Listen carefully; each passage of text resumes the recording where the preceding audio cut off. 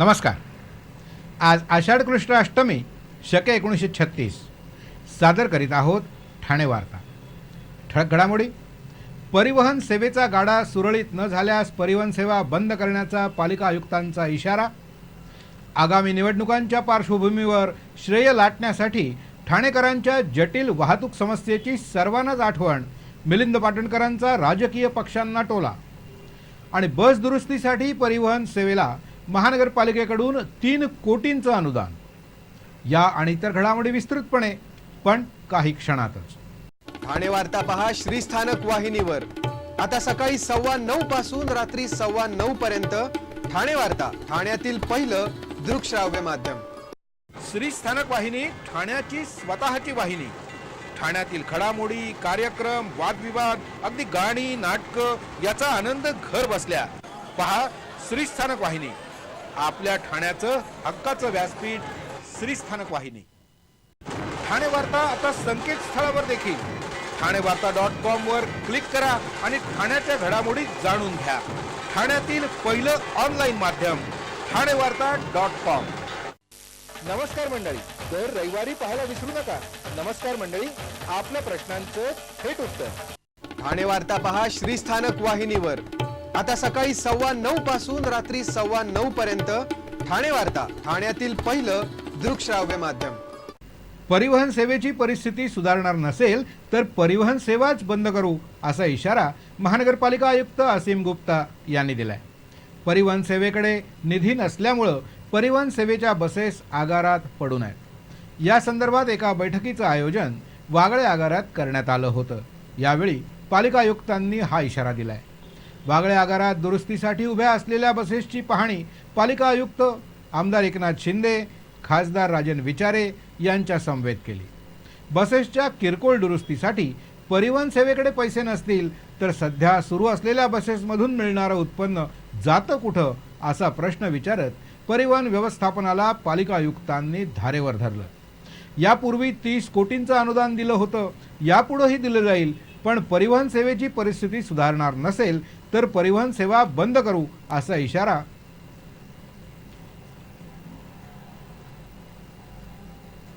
इशारा पालिका आयुक्तांनी दिला। बसेसची दुरुस्ती का रखडली याबाबतची परिस्थिती परिवहन व्यवस्थापनानं पालिका आयुक्तांच्या निदर्शनास आणली। सुटे भाग नसल्यामुळे आगारातून गाड्या बाहेरच पडत नसल्याचं एकनाथ शिंदे यांनी सांगितलं। अगदी किरकोळ कारणामुळे परिवहन सेवेची झालेली दुरावस्था पाहून पालिका आयुक्त संतप्त झाले होते। ज्या बसेस चालतात त्यांचं उत्पन्न कुठे जातं? काम नाही म्हणून बसून वेतन घेणाऱ्या वाहक चालकांना किती दिवस पोसणार असे अनेक प्रश्न विचारत परिवहन सेवेचा गाडा रुळावर न आल्यास परिवहन सेवा बंद करण्याशिवाय पर्याय नसल्याचा इशारा पालिका आयुक्तांनी यावेळी दिला। आगामी निवडणुकांच्या पार्श्वभूमीवर श्रेय लाटण्यासाठी ठाणेकरांच्या जटिल वाहतूक समस्येची आठवण सर्वांनाच झाली आहे। पण गेल्या 15 वर्षात कागदावर अनेक योजना आखल्या गेल्या। या योजनेसाठी निधी मिळावा असा कोणत्याच राजकीय पक्षांनी आग्रह का धरला नाही असा प्रश्न उपस्थित करून ठाण्याचे माजी उपमहापौर मिलिंद पाटणकर यांनी राजकीय पक्षांना टोला मारलाय।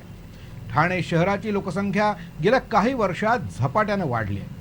सुरुवातीला परिवहन सेवा नवीन असल्यामुळे बसेसची अवस्था चांगली होती, पण गेल्या 10 वर्षात देखभाल आणि निगा राखली गेली नाही। नवीन बसेसची खरेदी झाली नाही आणि राजकीय नेत्यांशी लागेबांधे असलेले परिवहन सेवेत असल्यानं तसंच राजकीय नेत्यांचीच परिवहन संघटना परिवहन सेवा खुळखुळी करण्यास कारणीभूत ठरली। आगामी काळात ठाण्यातील सार्वजनिक व्यवस्था उग्र स्वरूप धारण करणार असा अंदाज आल्यानं काही अधिकाऱ्यांनी 1984 मध्ये मास रॅपिड ट्रान्सपोर्ट सिस्टीमसाठी आरक्षण टाकलं। यासाठी 1989 मध्ये मेसर्स राईटला सल्लागार म्हणून नेमण्यात आलं। 1994 मध्ये शासनानं सिडकोची नेमणूक केली। सिडकोनं MRTS साठी जो मार्ग सुचवण्यात आला होता त्यात काही बदल केले। या बदलाला 2002 मध्ये महानगरपालिकेनं मंजुरी देखील दिली। 1999 मध्ये शासनानं शहराच्या विकास आराखड्यात मंजुरी दिली, पण त्यात रिंग रेल्वेचा समावेश केला। म्हणजेच 2002 मध्ये ठाणेकरांसाठी 2 प्रकल्प कागदावर कार्यरत होते। एकीकडे हा अभ्यास सुरू असतानाच शासनानं महाराष्ट्र रस्ते विकास महामंडळाला नोडल एजन्सी म्हणून नेमलं. त्याने दुसरा सल्लागार नेमला. या सल्लागारानं LRT मार्ग सुचवला. 2001 मध्ये ठाणे महानगरपालिकेनं त्याला देखील मंजुरी दिली. त्यामुळे ठाणेकरांसाठी तिसरीच योजना कागदावर आली. या सर्व प्रक्रियांमध्ये ठाण्याच्या सार्वजनिक वाहतूक व्यवस्थेचा मात्र बोजवारा उडाला आणि त्याचा फटका ठाणेकरांना बसला. पण त्याचवेळी कोणत्याही राजकीय पक्षाच्या नेत्यानं किंवा प्रशासनानं कोणताही एक प्रकल्प राबवण्याचं धाडस दाखवलं नाही. 2010 मध्ये मुंबई महानगर विकास प्राधिकरणानं मेट्रो मोनोचं जाळं ठाणेकरांवर टाकलं. प्राधिकरणाच्या आराखड्याला 2011 मध्ये महापालिकेनं मंजुरीही दिली. पण अद्याप यापैकी कोणताही प्रकल्प कार्यरत झालेलाच नाही. एवढ्या वर्षात एखादी तरी योजना सुरू करा आणि त्यासाठी निधी द्या असा आग्रह कोणत्याच राजकीय पक्षानं का धरला नाही. 2002 मध्ये योग्य निर्णय झाला असता तर त्याचा ठाण्याच्या विकासाला देखील फायदाच झाला असता. पण आता आगामी विधानसभेच्या निवडणुका डोळ्यासमोर ठेवून बैठका, निवेदनं असं श्रेय घेण्याचे प्रकार सुरू असल्याचा टोला मिलिंद पाटणकर यांनी लगावलाय. ठाणे वार्ता पहा श्रीस्थानक वाहिनीवर. आता सकाळी 9:15 पासून रात्री 9:15 पर्यंत ठाणे वार्ता, ठाण्यातील पहिलं दृकश्राव्य माध्यम. आपला परिसर स्वच्छ आणि सुंदर ठेवण्यासाठी ठाणे महापालिकेत सहकार्य करा. ओला सुका कचरा वेगवेगळा जमा करा आणि रोगराईपासून मुक्तता मिळवा. श्रीस्थानक वाहिनी ठाण्याची स्वतःची वाहिनी. ठाण्यातील घडामोडी, कार्यक्रम, वादविवाद, अगदी गाणी, नाटकं याचा आनंद घर बसल्या. पहा श्रीस्थानक वाहिनी, आपल्या ठाण्याचं हक्काचं व्यासपीठ. श्रीस्थानक वाहिनी. ठाणे वार्ता आता संकेतस्थळावर देखील ठाणेवार्ता.com वर क्लिक करा आणि ठाण्याच्या घडामोडी जाणून घ्या. ठाण्यातील पहिलं ऑनलाईन माध्यम ठाणेवार्ता.com. डॉक्टर आणि रुग्णांचं पिढ्यानपिढ्यांचं जिव्हाळ्याचं नातं म्हणजेच डॉक्टर बेडेकर हॉस्पिटल. आता अत्याधुनिक सोयी सुविधा आणि तंत्रज्ञानयुक्त वंध्यत्व निवारण केंद्रात IVF आणि टेस्ट ट्यूब बेबीचीही सुविधा. डॉक्टर बेडेकर हॉस्पिटल, महर्षी कर्वेपथ, ठाणे. 65 वर्षांची निरंतर सेवा. ठाणे वार्ता पहा श्रीस्थानक वाहिनीवर. आता सकाळी 9:15 पासून रात्री 9:15 पर्यंत ठाणे वार्ता, ठाण्यातील पहिलं दृकश्राव्य माध्यम. पूर्व द्रुतगती महामार्गावरील कोपरी पूल रुंद करण्याच्या मागणीसाठी काल माजी आमदार संजय केळकर यांनी रेल्वेचे महाव्यवस्थापक मुकेश निगम यांची भेट घेऊन या पुलाच्या कामातील अडथळे दूर करण्याची मागणी केली आहे. कोपरी पुलाचं रुंदीकरण करण्याचा विषय 2003 पासून प्रलंबित आहे. कोपरी पुलाचं रुंदीकरण त्वरेने करावं यासाठी स्वाक्षरी अभियान देखील करण्यात आलं होतं.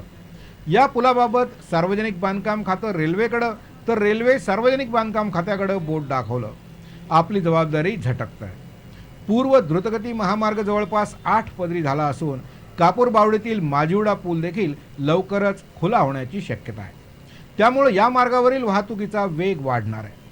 8 पदरी असलेला हा रस्ता कोपरी पुलावर चौपदरी होत असल्यानं सकाळ संध्याकाळ ह्या पुलावर वाहतूक कोंडी हो नित्याचीच बाब झाली आहे. 250 मीटरचा हा पूल ओलांडण्याकरता वाहनांना बराच वेळ लागतो. त्यामुळे या पुलाचं रुंदीकरण त्वरेनं करावं अशी मागणी संजय केळकर यांनी या भेटीत मांडली आहे. 2003 मध्ये रुंदीकरणासाठी येणारा 9 कोटींचा खर्च आता 50 कोटींच्या आसपास गेलाय. सार्वजनिक बांधकाम खाते आराखडे देत नसल्याचं रेल्वेचं म्हणणं आहे, तर रेल्वे आराखडे मंजूर करत नसल्याचं सार्वजनिक बांधकाम खात्याचं म्हणणं आहे.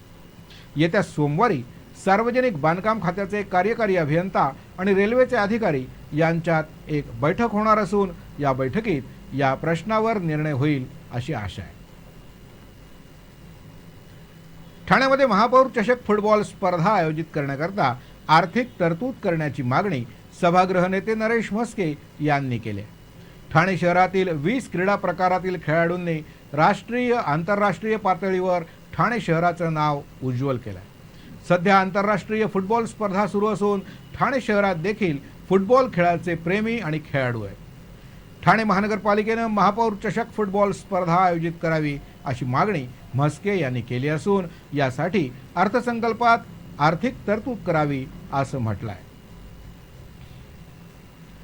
ठाण्यातील सुप्रसिद्ध बांधकाम व्यावसायिक निसार कासम आणि त्यांच्या इतर 2 सहकाऱ्यांवर फसवणुकीचा गुन्हा दाखल झाला आहे.